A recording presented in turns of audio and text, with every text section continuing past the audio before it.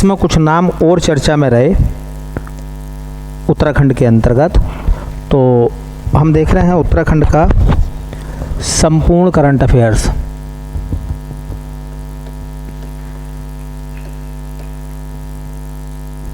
उत्तराखंड का संपूर्ण current affairs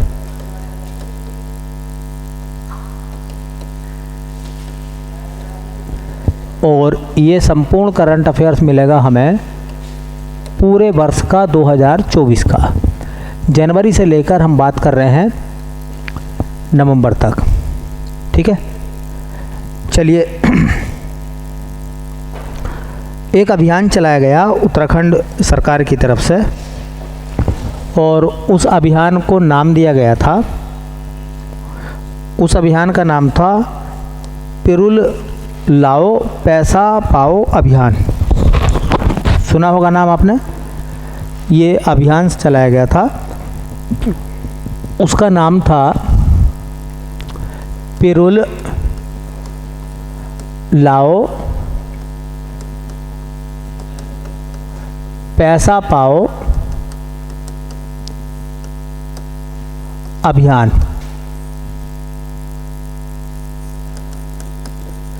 पिरुल लाओ पैसा पाओ अभियान। ठीक है, बहुत छोटी छोटी बातें हैं लेकिन पेपर के लिए इम्पोर्टेंट हैं। पहला सवाल ये है कि इसमें एक शब्द आ रहा है पिरुल।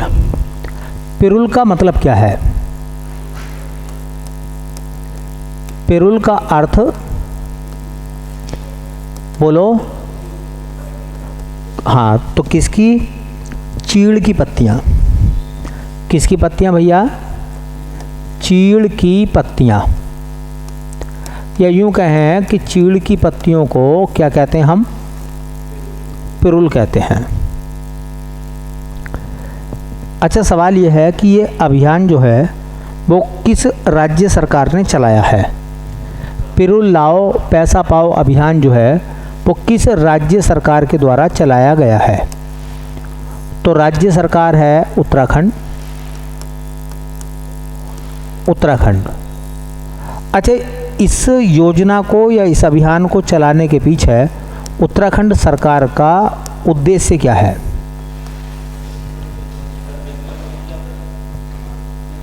मेन अर्थ जो है वो है वन अग्नि को रोकना। किसको रोकना? वनाग्नि को रोकना। तो मुख्य उद्देश्य है वनाग्नि को रोकना। अब ये कैसा वनाग्नि को रोका जाएगा, इसको थोड़ा सा आसान शब्दों में समझिए। तुमने देखा होगा जो चीड़ है ना, चीड़ के अंदर तेल होता, और अगर कोई पत्ती या कोई पेड़ तेलीय है तो वो जल्दी आग पकड़ लेगा, है ऐसा नहीं है? चीड़ की पत्तियां जो नीचे टूट के गिर जाती हैं वो सूख जाती हैं, और एक छोटी सी चिंगारी एक बड़ी आग को अंजाम दे सकती है, एक बड़ी आग पैदा कर सकती है। तो इन्होंने क्या करा है? इन्होंने कहा है कि जो व्यक्ति भी चीड़ की पत्तियों को बटोर कर लाएगा तो हम उसे क्या करेंगे? खरीदेंगे, और उसके एवज में हम क्या करेंगे? उसको पैसे देंगे। पैसे देंगे। इनका मकसद ये है कि वनों में से उस चीड़ की पत्तियों को जो है साफ़ कराना है, ताकि वनाग्नि जो है उस पर काबू पाया जाए या उन घटनाओं को रोका जाए, बड़े पैमाने पर रोका जाए मतलब। ठीक है, अगर पिरुल के पैसे नहीं देंगे तो भाई पत्ती बटोर को कौन लाएगा? इसलिए इन्होंने फैसला करा है कि हम लोग जो हैं पिरुल को खरीदेंगे, और 1 किलोग्राम पिरुल की पत्तियों को खरीदने के बाद ये उस आदमी को 50 रुपये देंगे। क्या करेंगे? 50 रुपये देंगे। तो 1 किलोग्राम अगर कोई पिरुल बेचेगा या लेकर आएगा तो 1 किलोग्राम पिरुल का क्या होगा? 1 केजी पिरुल कितने रुपए का बिकेगा भैया? 50 रुपये का। अब इस पिरुल का सरकार क्या करेगी? भाई सरकार भी तो इस पिरूल को इकट्ठा करा के क्या करेगी, इस पिरूल को बिजली के रूप में वो इस्तेमाल करेगी, इससे बिजली बनाएगी मतलब वो, ठीक है, इससे क्या करेगा, विद्युत का उत्पादन कराया जाएगा। तो एक तो कारण ये हो जाएगा, उद्देश्य कि वन में लगने वाली आग से निपटा जाए या उनकी संख्या को कम करा जाए, क्योंकि वनाग्नि जब लगती है तो उस पर काबू करना, उस पर कब्जा करना, उसको बुझाना जो है वो थोड़ा सा क्या बहुत मुश्किल काम होता है, ठीक है। तो याद रखें कि पिरूल लाओ पैसा पाओ, ये अभियान किस राज्य सरकार ने चलाया है, उत्तराखंड। और पिरूल का मतलब होता है चीड़ की पत्तियाँ, ठीक है, इनमें तेल होता है और इनमें आग लगने की संभावना सबसे ज़्यादा होती है। और इसका मकसद यही है कि वन के अंदर जो लगने वाली आग है उसको क्या करना, रोकना है। चलिए एक देखिए, इसी समय योजना चली थी, उसका नाम था बॉम्बे बकेट ऑपरेशन। बॉम्बे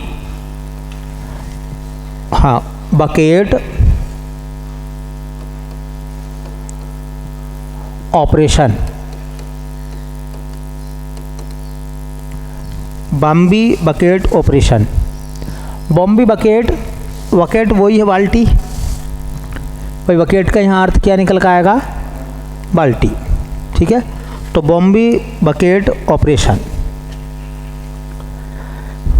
सवाल यह है कि बॉम्बे बकेट ऑपरेशन जो है उत्तराखंड में चला है और वो किसने चलाया है।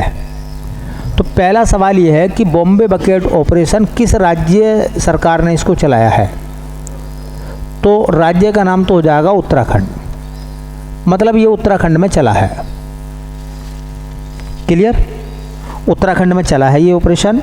किसने चलाया है, तो इसको चलाया है किसने, भारतीय वायु सेना ने। तो इंडियन एयरफोर्स ने इसको चलाया है, उत्तराखंड में चलाया है भारतीय वायु सेना ने। अच्छा, भारतीय वायु सेना ने जब बॉम्बे बकेट ऑपरेशन चलाया है तो इसमें अपने कौन से हेलीकॉप्टर का इस्तेमाल करा है, कौन सा हेलीकॉप्टर यूज करा है इसमें, तो उस हेलीकॉप्टर का नाम है बेटा MI-17, MI-17V5 हेलीकॉप्टर का प्रयोग, हेलीकॉप्टर का प्रयोग किया है किसने, इंडियन एयरफोर्स ने। ऑपरेशन बॉम्बे बकेट में भारतीय वायु सेना ने कौन से ऑपरेशन का इस्तेमाल किया है, MI-17 नाम बस याद रखो, वैसे पूरा नाम है MI-17V5, ये एरोप्लेन का नाम है, ठीक है। ये जो ऑपरेशन है इसे और क्या नाम देते हैं हम, बॉम्बे बकेट ऑपरेशन को और क्या कहा गया है, तो इसको कहते हैं हेलीकॉप्टर बकेट, हेलीकॉप्टर बकेट, या इसी को नाम देते हैं हम, कहते हैं शॉर्टकट में हेली बकेट।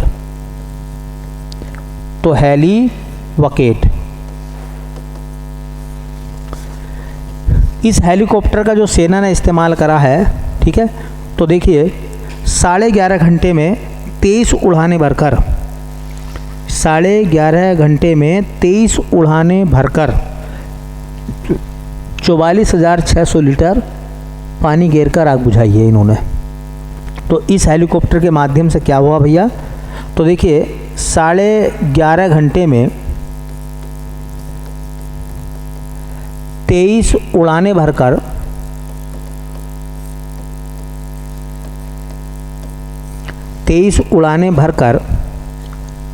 44,600 लीटर पानी का उपयोग किया है।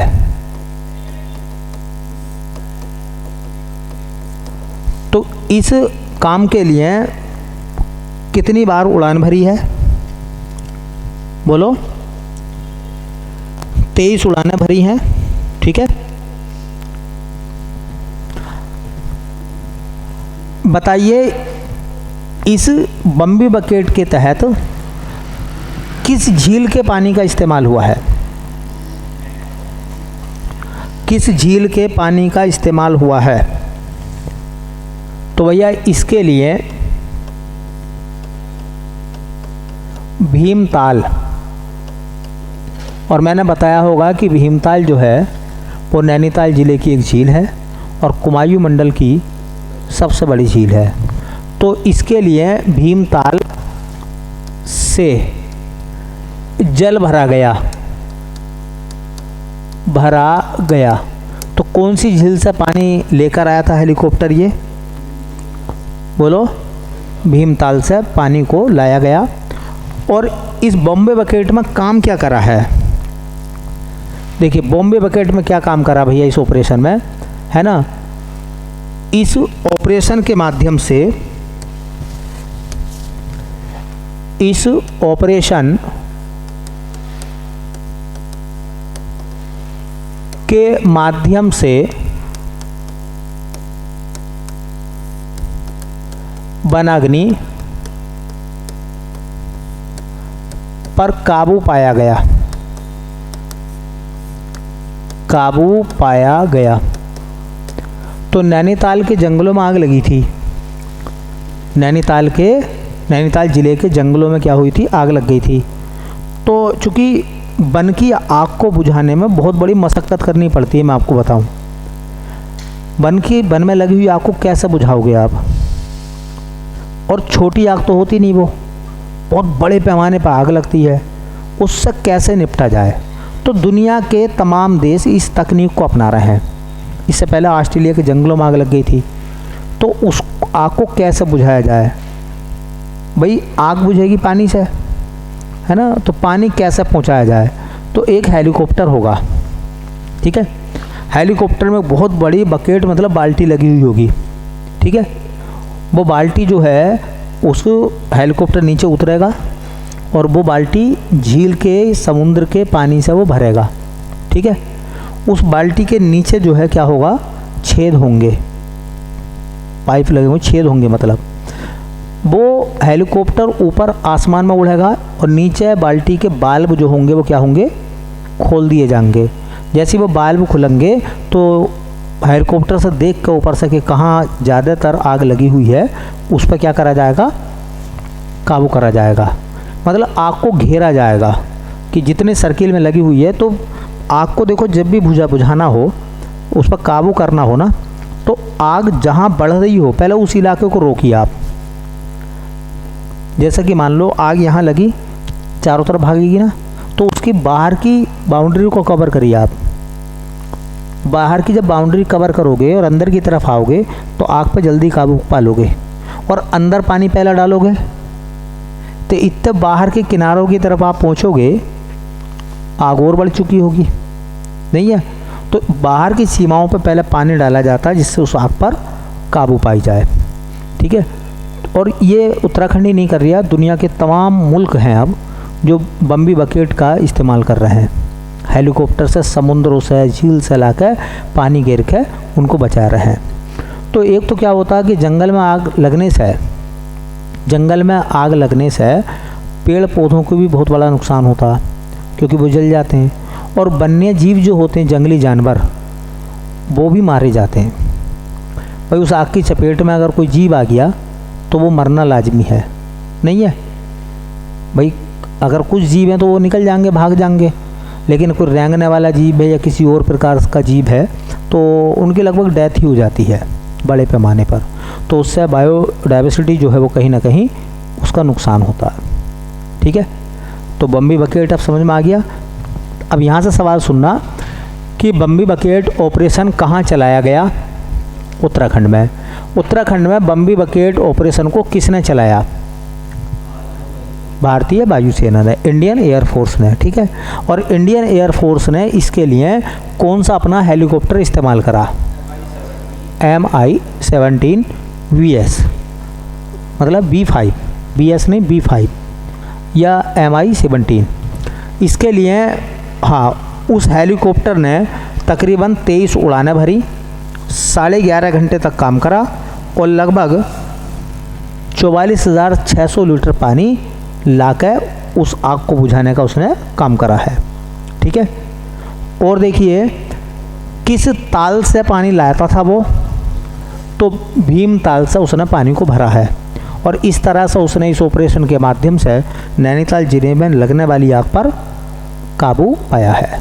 ठीक है, इसको हम हेलीकॉप्टर बकेट भी कहते हैं और हेली बकेट भी इसको कहा जाता है। ठीक है, तो अब आपको पता चला होगा कि किस तरह से जंगल में लगी हुई आग को बुझाया जाता है।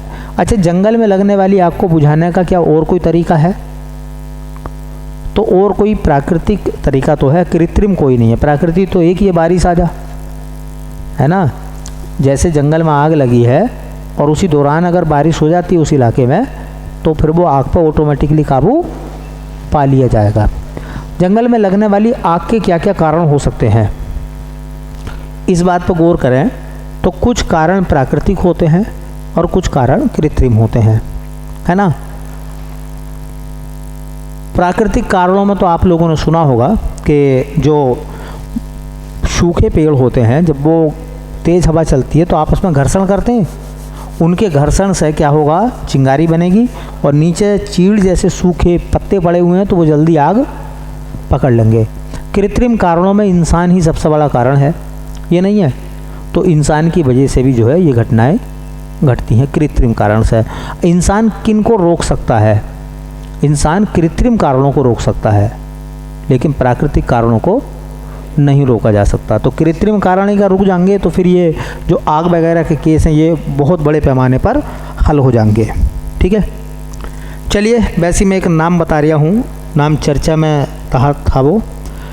सवाल ये है कि एबोट माउंटेन कहाँ है? जैसे मैंने एक दिन बताया था, ओम पर्वत कहाँ है?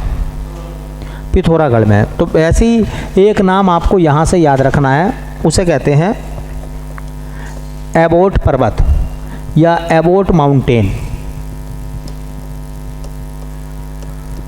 एबोट माउंटेन,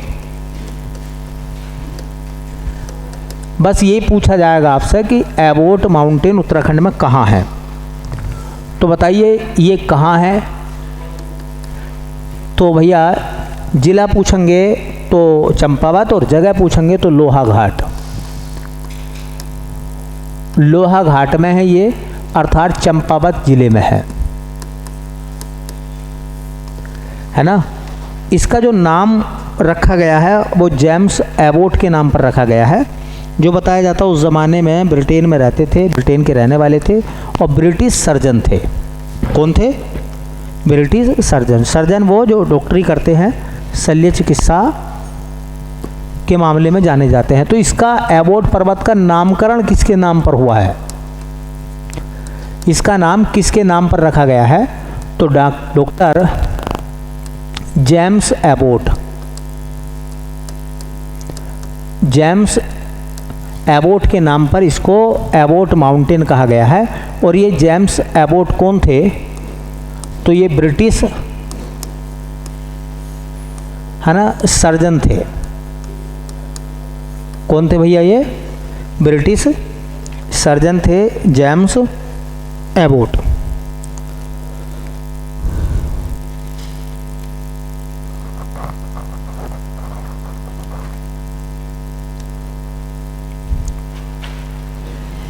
ठीक है, James Abbott, doctor James Abbott के नाम पर ही इसको एबोट माउंटेन कहा गया है। और ये कहाँ का है? चंपावत या लोहाघाट का। ओम पर्वत। अच्छा, छोटा कैलाश, छोटा कैलाश पर्वत कहाँ है? वो भी पिथौरागढ़ में है ना। और ओम पर्वत भी कहाँ का है? पिथौरागढ़ का। चलिए, एक नाम है सोंग पेयजल परियोजना बनाई जाएगी। देखिए, एक परियोजना बनेगी, उसका नाम है सोंग पेयजल परियोजना। सोंग पेयजल परियोजना बनाई जाएगी। ये नाम निकल कर आ रहा है चर्चा में सोंग पेयजल परियोजना का। अच्छा देखो, परियोजना कई प्रकार की होती हैं और अगर एक परियोजना का पर्पज जो है, उद्देश्य कई सारे हों तो सब बहुउद्देशीय परियोजना कहते हैं। भाई एक जल विद्युत परियोजना है, इसका मतलब उस पानी से बिजली बनाई जाएगी। एक पेयजल परियोजना है, इसका मतलब उसके पानी का इस्तेमाल पीने के लिए होगा। एक सिंचाई परियोजना है, तो इसका मतलब उसका काम जो है, उस जल का काम सिंचाई के लिए होगा, है ना। एक बांध जो होता है ना, डैम जो होता है ना, उसके बहुत सारे पर्पज होते हैं। जैसे कि भाई एक डैम में मछली पालन भी होता नहीं होता। अरे डैम के अंदर मछली पालन हो सकता नहीं हो सकता, इसका मतलब मछली पालन भी उसका एक उद्देश्य हो सकता। डैम से नहर निकाल के आप सिंचाई कर सकते हैं, तो सिंचाई परियोजना सिंचाई के रूप में इस्तेमाल हो सकता है। नहरों के माध्यम से बिजली बना सकते हैं, तो जल विद्युत परियोजना के रूप में हो सकता है। उस डैम के पानी का इस्तेमाल फिल्टर करके पीने के लिए हो सकता है, तो वो पेयजल परियोजना हो जाएगी। तो सोंग कैसी परियोजना बनाई जाएगी? तो सोंग जो होगी वो पेयजल परियोजना होगी। और ये परियोजना जो है, हाँ, ये परियोजना जो है किस नदी पर बनाई जाएगी? तो नदी का नाम सोंग है। अच्छा, किस जिले में परियोजना बनेगी? तो जिला है कौन सा? देहरादून। देहरादून जिले में सोंग नदी पर सोंग पेयजल परियोजना बनाई जाएगी। ठीक है। इसके मामले में एक शब्द निकल कर आया है, उस पर थोड़ा सा ध्यान देना है। इस परियोजना के लिए या इसके लिए खलंगा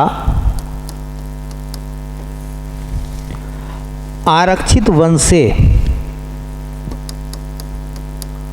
खलंगा आरक्षित वन से 2000 साल वृक्षों को काटा जाएगा। 2000 साल, ये 2000 साल समय नहीं है, हाँ, 2000 साल के वृक्ष काटे जाएंगे।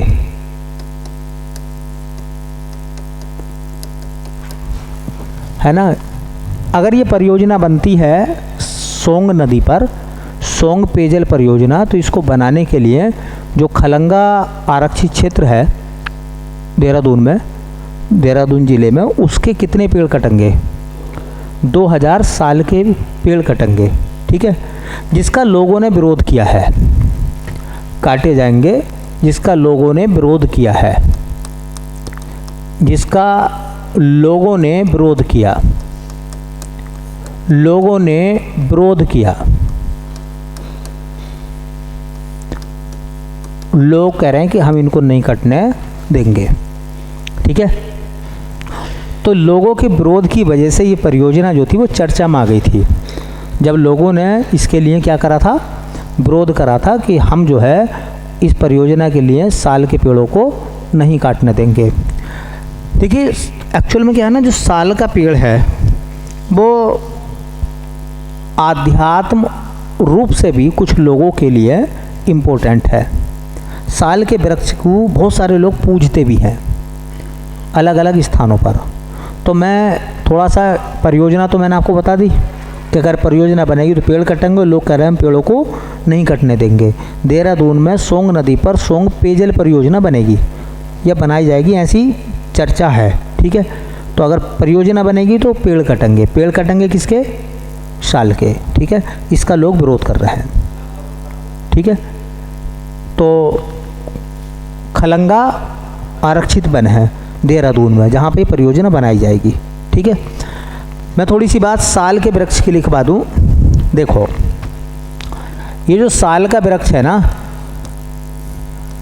साल का वृक्ष, इसका इम्पोर्टेंस है बहुत ज़्यादा है।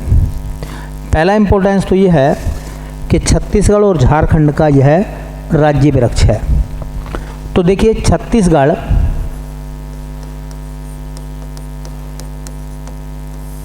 व झारखंड का राज्य वृक्ष कौन सा है? तो वो याद रखें, साल।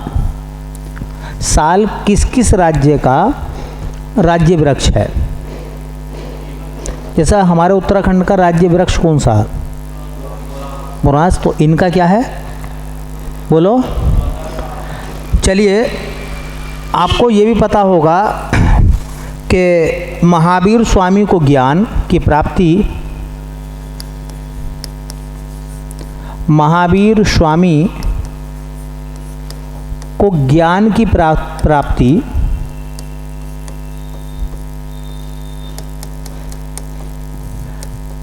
साल वृक्ष के नीचे हुई थी। तो ये भी आपने पढ़ा होगा कि जब महावीर स्वामी जो 24वें नंबर के तीर्थंकर थे, उनको ज्ञान प्राप्त हुआ था, तो उन्होंने तपस्या किस पेड़ के नीचे करी थी? इसलिए जैनियों के लिए क्या है? जैनियों के लिए इसका एक अपना महत्व है।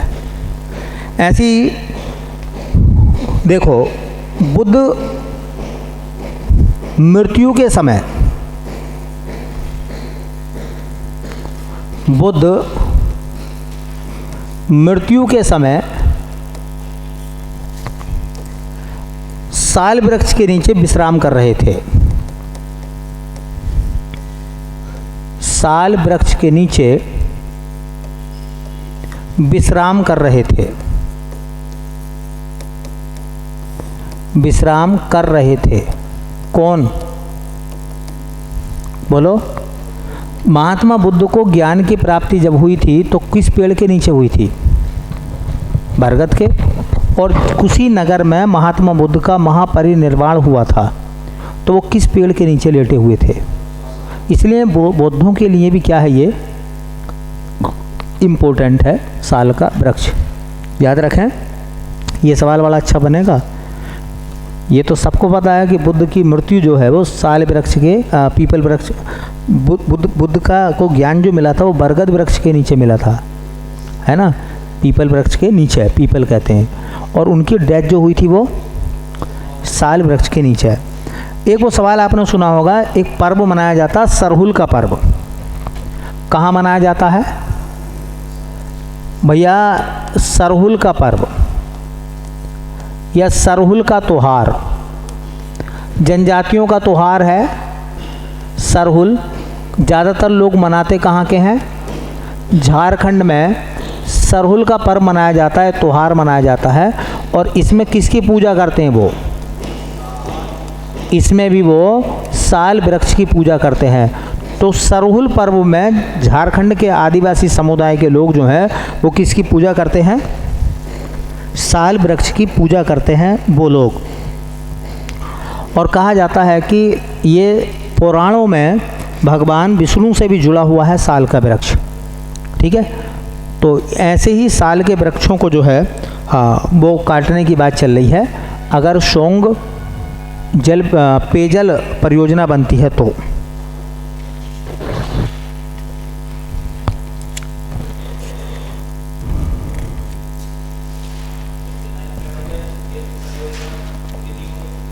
हाँ, ये तो दिक्कत है ना, चुनौतियाँ होती हैं सरकार के सामने, पिचिंग बनानी है, बहुत सारी चीज़ें हैं ना उन सब के लिए। ठीक है, चलिए भाई, एक लिखेंगे। हाँ, एक है केदार बद्री कार्तिक कोयल यथिराई ट्रेन। एक ट्रेन है और उस ट्रेन का नाम चर्चा में चला था। उस ट्रेन का नाम है केदार बद्री कार्तिक। केदार बद्री कार्तिक कोयल यथिराई ट्रेन। कोयल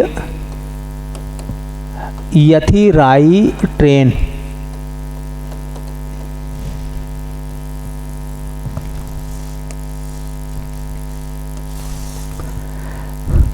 ये ट्रेन आई थी अभी 2024 में कहाँ से है? तो यह थी मदुरई से। मदुरई मीनाक्षी मंदिर है ना, कहाँ? तमिलनाडु में। बैगई नदी के किनारे बसा हुआ है मदुरई। एक नदी का नाम आता है बैगई नदी। तो ये ट्रेन चली थी मदुरई से और ये पहुंची है ऋषिकेश। मदुरई से ऋषिकेश,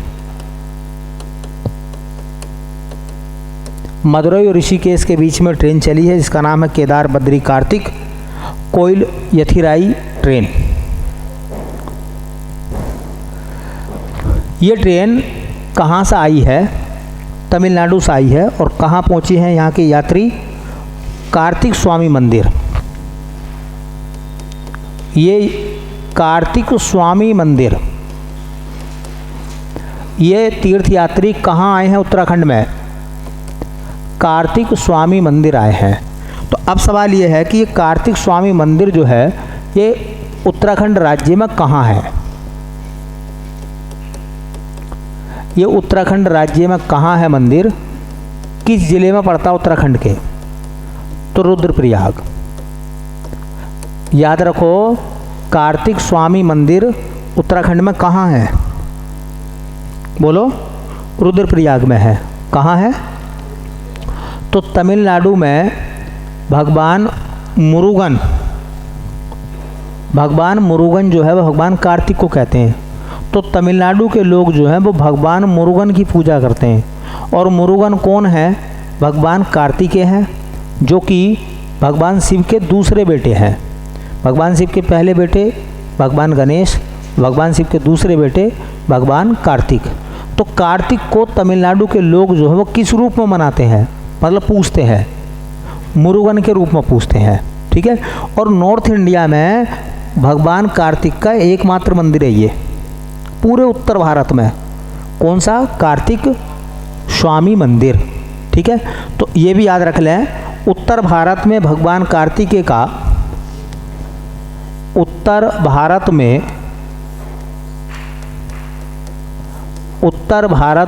भगवान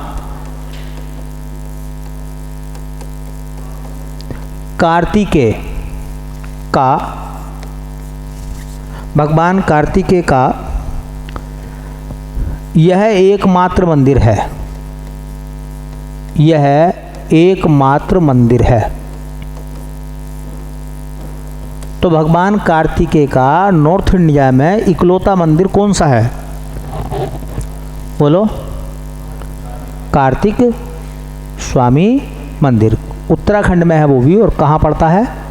रुद्रप्रयाग में। तो हुआ क्या है, तमिलनाडु के मदुरई से एक ट्रेन चली थी और उसमें तमिलनाडु के बहुत सारे तीर्थ यात्री थे।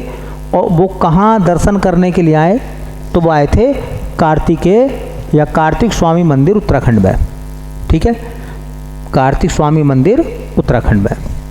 ठीक है भाई। चलिए बाकी देखते हैं फिर बाद में, है ना।